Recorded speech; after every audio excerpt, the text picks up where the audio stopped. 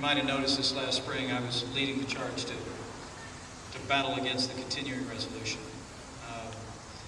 And I would have been happy to shut the government down for a week or two or three while we fought for real budget cuts. And the deal that we cut this spring on the continuing resolution, I think people ended up seeing there wasn't much there at all.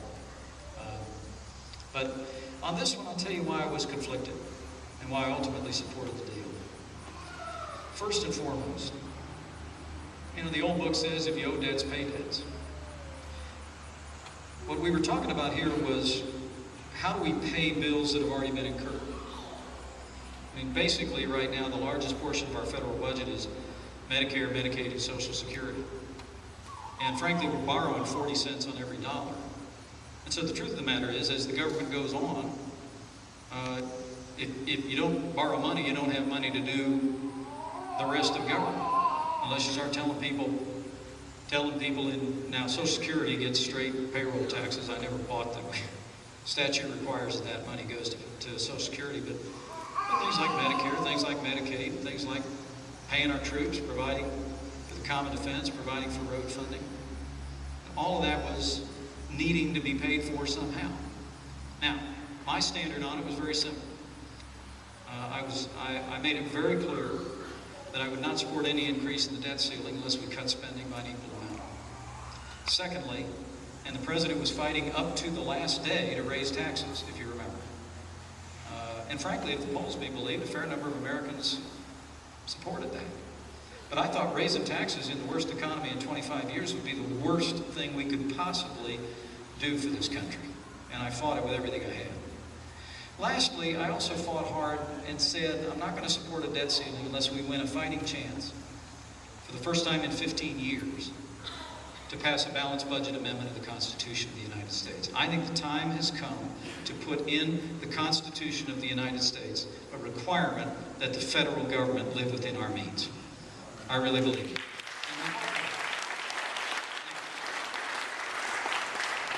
Now, part of leadership is knowing when to say yes and knowing when to say no. And some people that I really respect in the Congress ultimately said no on the deal.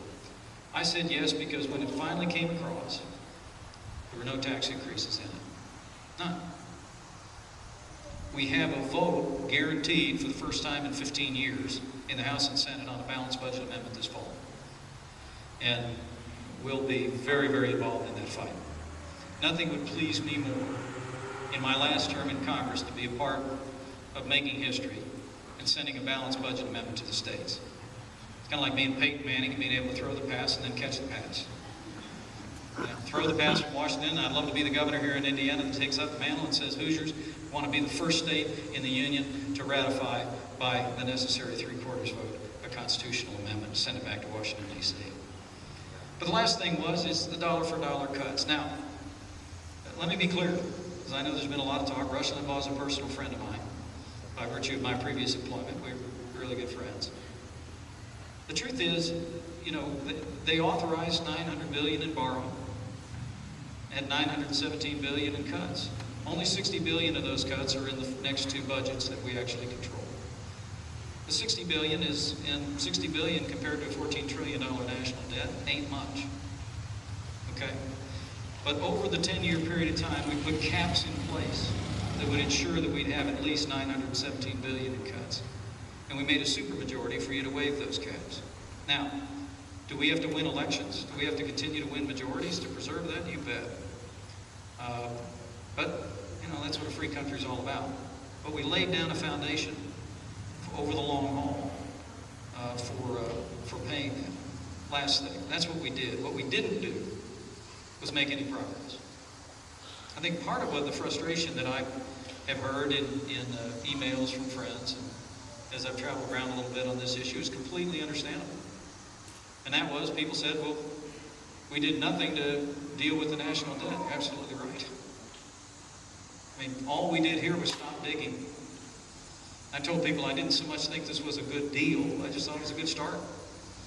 First time ever, to my way of thinking, they did it technically a couple of times, but the first time ever, Congress managed to increase the debt ceiling and cut spending. It never connected those two things before, and it was a first. And it was a beginning. It's like Charles Krauthammer says in the Indianapolis Star today. The aircraft carrier is starting to turn. She doesn't turn on a dime, but she's starting to turn. But now, in my judgment, what we got to do is go right back in the short term and in the long term and fight for fundamental reforms. You know, you're absolutely right if you objected to this deal to point out over the next 10 years, you're still going to add, I think the estimated number is another $7 trillion to the debt, right? Well, that's entitlements. The only spending that we cut and capped was in discretionary spending. Unless we're willing to reform Medicare, Medicaid, and Social Security for younger Americans, you're never going to get at that number. And Republicans, remember, produced a budget this year that reformed Medicare for Americans under the age of 55. And it was universally panned by the administration and liberals in Washington, D.C., and by most in the mainstream press. But we did it. Took a lot of heat for it, especially my friend Paul Ryan. But we're going to stay in that fight. My hope is, whether it's this new select committee or the Congress reconvening this fall, is we're going to go right back into that fight. We're going to put proposals out there that say we can take these New Deal programs and we can make a better deal for our children and grandchildren. Get ready for the scare tactics, though, folks. Okay? I mean, as we, understandably, as conservatives, get frustrated because we're not getting as far as we want to get, rest assured the other side is getting ready to bring it.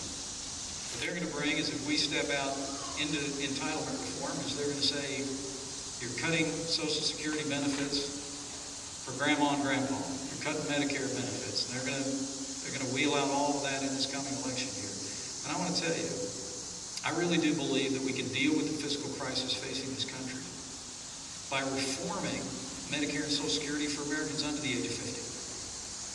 We can say to everybody who's in retirement or near retirement or going to retire in the next 10 or 15 years, you're going to get the same deal you've always expected. But for younger Americans, we're going to give you a better deal. New deal to better deal. That's my saying. And we're going to continue to fight for that. But make no mistake about it, I completely respect people that call it differently than me among colleagues and constituents. But at the end of the day, I concluded that it was right and proper for me to say yes. A few of my colleagues in Indiana joined me in that. And I'll say one last thing. I do think, whether it's the job I'm in right now or the job that I'm applying for from you, leadership is about being able to make a decision. And you're usually making choices. Whether you're running a business, you're running a farm, whether you're in the military, whether you're in law enforcement, you're usually making choices between imperfect options. And for me, making that decision that was the best option. But I'll concede to you, it was a tough call. It was a close call, and I respect anybody that called it different. Okay?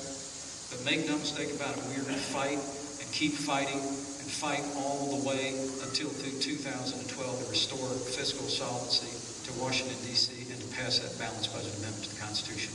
I promise you.